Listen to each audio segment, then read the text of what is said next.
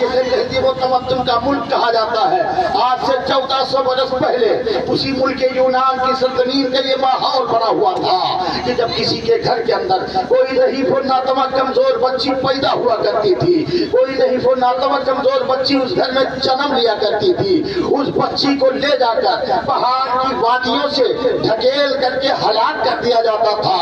ماؤں کا جینا اس دھرتی کے کلیجے پر معیوب سمجھا جاتا تھا، بیٹیوں کا جینا اس روئے زمین پہ سب سے بڑا جرم سمجھا جاتا تھا، عورتوں کا جینا اس روئے زمین پہ سب سے بڑا عیب سمجھا جاتا تھا، سب سے بڑا ہانیکارک سمجھا جاتا تھا۔ اللہ اکبر اللہ اکبر، یہیں پر بس نہیں، بازار اوقات میں لڑکیوں کو بیچ دیا جاتا تھا، بچیوں کو برسر عام نیلام کیا جاتا تھا، بچیوں کو بازار اوقات میں نیلام کیا جاتا تھا، اور بچیوں کے بکنے سے جو پیسے اس کا باپ لیتا تھا اس پیسے سے اپنے پیروں میں جوتیاں پہنا کرتا تھا۔ اللہ اکبر، بولو اس بچی نے کون سا جرم کیا تھا، اس عورت نے کون سا قصور کیا تھا جسے پہاڑ کی وادیوں سے ڈھکیل کر کے ہلاک کیا گیا تھا، اس نے کون سی غلطی کی تھی؟ یہیں پر بس نہیں، یورپ و اسپین کی سرزمین کا یہ حال تھا کہ سال بھر میں ایک بار نقش بسمل کے نام سے محفل رچائی جاتی تھی،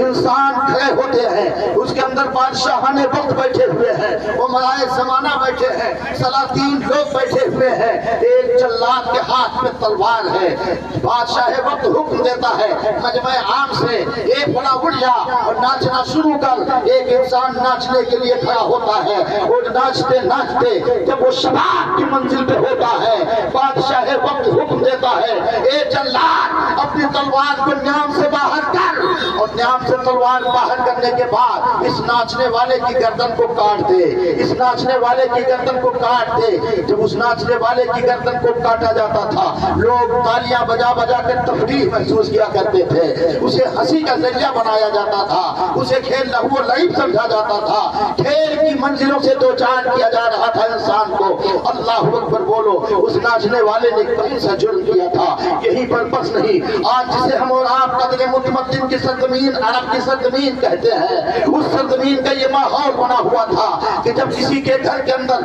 کوئی بچی جنم لیا کرتی تھی، کوئی بچی پیدا ہوا کرتی تھی، تو اس وقت پر اس بچی کو لے جا کر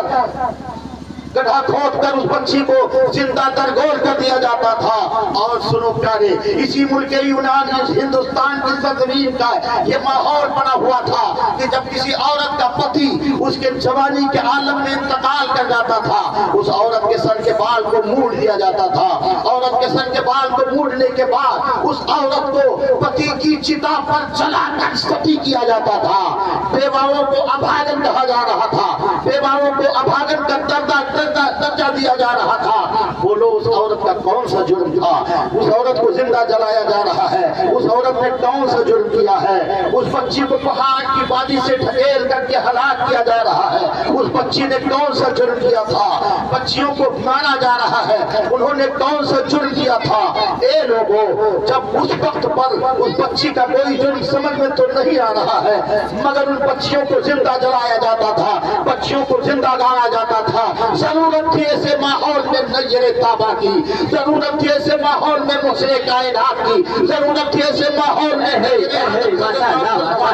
ایسے ماحول میں صحرائے عرب سے اسلام کا چشمہ پھوٹا، اور وہ 1 سال وادیاں جنہیں کسی سیاح نے کسی قابل توجہ نہ سمجھا تھا، انسان ظلمت و جہالت کا مرکز و محور بنا ہوا تھا، انسانیت سسی کا دم دھو رہی تھی، ایسے ماحول میں فاران کی چوٹی سے وہ نبی غیب طلوع ہوتے ہیں، ارشاد فرماتے ہیں اے بیواؤں مت گھبرانا، تمہارا محافظ دنیا میں آ چکا ہے، اے یتیموں مت شاہدہ، محافظ دنیا میں جلوہ گر ہو چکا ہے۔ وہ بجلی کا کڑکا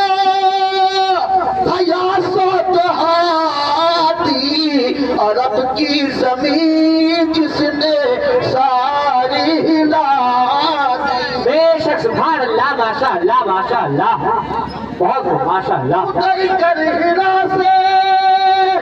سوئے تم آیا، اور ایک نسخے کی میاں ساتھ لایا، اے ماشاء اللہ، اس نسخے کی میاں کو ساتھ لایا۔ بے شک، سبحان اللہ۔ مفتی سہیل اختر صاحب قبلہ منچ پر تشریف لا رہے ہیں. نعرہ لگاؤ.